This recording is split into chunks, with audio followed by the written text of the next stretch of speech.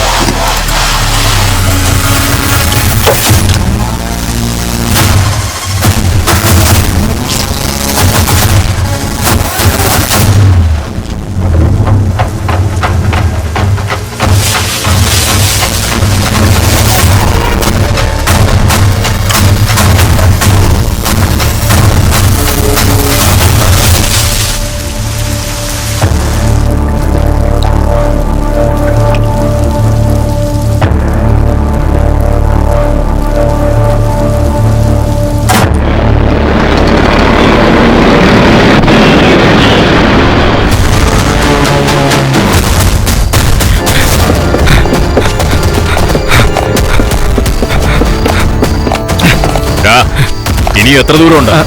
ഇവിടെ അടുത്ത് തന്നെ സാറേ, അടുത്ത സ്ട്രീറ്റാ.